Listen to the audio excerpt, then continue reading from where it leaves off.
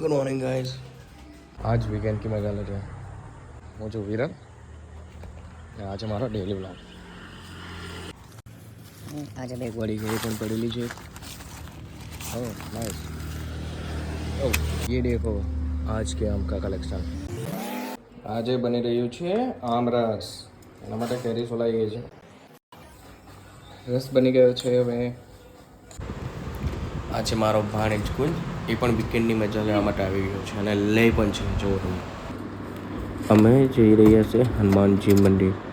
ચાલ આ છે અમર અને આ છે યશ।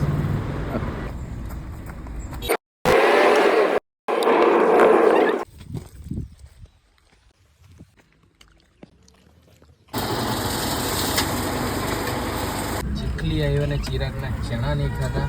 ચીખલી કેમ આવ્યો?